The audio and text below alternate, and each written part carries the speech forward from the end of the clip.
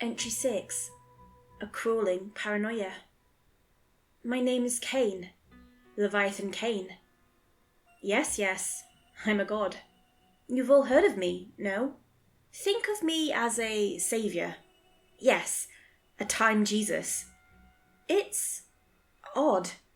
I am back in the world after being stuck in the over there for so long. I should speak about the place. It's had many names. Purgatory, Hell's Gate, the Archive, the over there, and, what I personally call it, the world between worlds. I suppose I was overconfident in my abilities when I became God. But let me explain from the beginning. It started in Kami City, where I first lived. People were going missing at an alarming rate. I was young back there, and I didn't pay much attention to this. There were reports of a tall man stalking people with a fedora and a suit. The first time I saw him was after a party in the city. I was driving in my car, and then I happened to look in the mirror, where, in the passenger seat, I saw him. He was smiling, a smile so wide it reached ear to ear. I blinked, and he disappeared. I almost crashed off the highway at my surprise. Later, I checked the seat, and I found a heart. I still have that heart today. It's a sweet reminder that he drove me down this path. I saw him next, when I was at the zoo. I caught a glimpse of him among the crowds, and he seemed to be just eating on a nearby bench. But it seemed like the bench, and him, was sunken into the ground. It seemed to pulse, almost living. Then I listened to the crowd. Something felt off. I couldn't hear the familiar English words I often heard when I visited the zoo. I understand 12 other languages, yet I recognized none of them in the mess. Then I looked at the people. They weren't saying anything. They were choking, and something was coming out of their throats, which was making a soft noise that resembled voices. I watched in horror as sharp, hooked tentacles crept out of people's throats, latching onto their faces. The man in the hat continued to watch and smile. Then their faces began to crack open, and I saw this squid-like creature emerge, breaking free, replacing their faces with blood and insides. I couldn't even move. It seemed like an eternity until they were all dead, on the ground. The man in the hat walked towards me after that, and I felt the world go dark. I woke up in a hospital nearby. I asked what became of the people. The answer: there were no people. I had fainted in daylight, in the middle of the ground.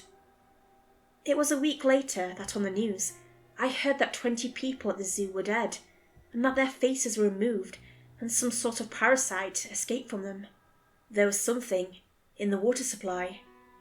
A day later, they said it was over. But they were wrong. I saw the man in the hat for the 3rd time a year later, when I was visiting a friend of mine at her house. It was 1 a.m. when I saw something move outside.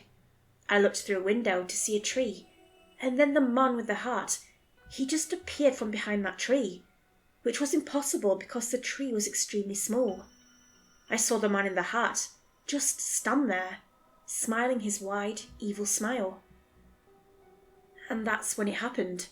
Something crashed through a window on the opposite side of the house. My friend woke up and we met in the kitchen. I heard a soft growling noise, yet almost like human speech.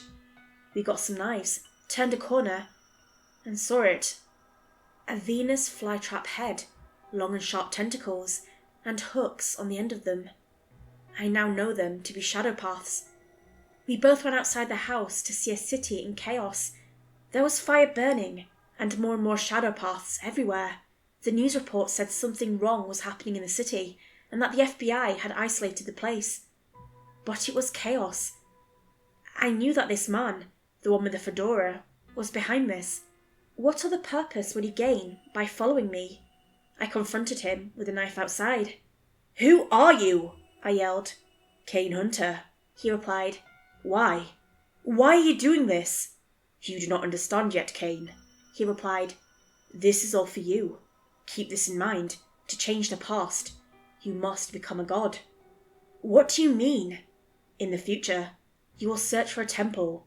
You will see then why I have done this." Then I watched him disappear into the mist. And so I thought, and it was true. The only way to save the past was to become a god. But why would I need to do that?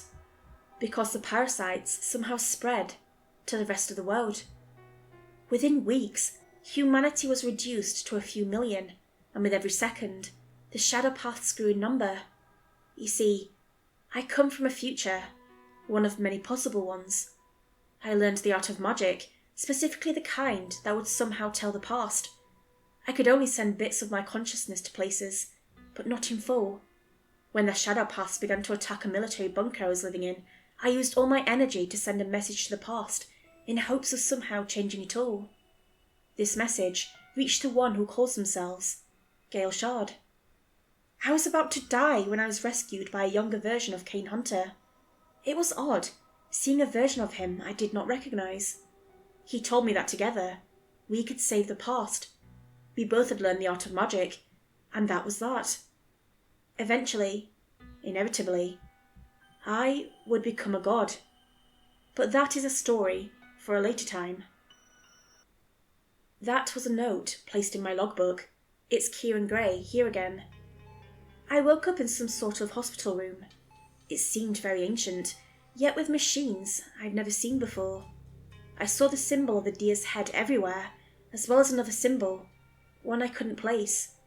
It seemed liquid, like water, yet dark and void-like. A door at the end of the room opened, and a man walked in. He was well dressed, blonde, and had a nice jacket on. "You're finally awake," he said.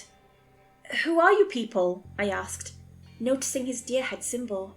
"I'm your informant, also leader of this institute. The name's Julian Page." "And who's the other guy?" I questioned.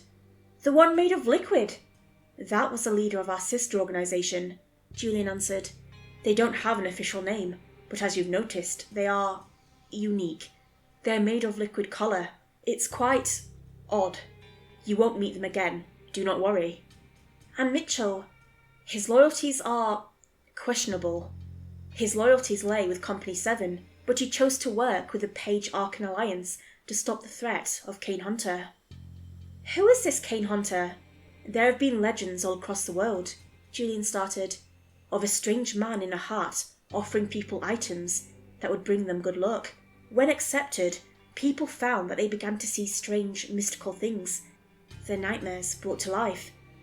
He once convinced an entire village, Nightcafe, to buy something from him. A monolith. The year before Nightcafe disappeared, the residents complained that they were seeing a large black monolith in their dreams, similar to what Kane Hunter promised them. Every day, the monolith would grow larger and closer. Then the monolith appeared in the village, and they all disappeared. Through a dark art, I have learned where they went. Into the dream itself. They are but few of the many the man in the hat has control over, tricked by his evil desires." "And this Leviathan Kane person?" "We aren't sure. We believe he may be from somewhere else, and he has been sending out messages encoded in dreams, asking for help." "Gale Shard?" "Gale Shard shouldn't be alive," Julian muttered. "The last I've heard of her was that she was killed and had her soul bound to a box. Get some rest. Tomorrow you will have a case. You will be working for me for now." "A case?" "You will interview someone that claims their friend was eaten by an abandoned theme park." Kieran Gray. "So, not much happened today, but I know something big is happening tomorrow."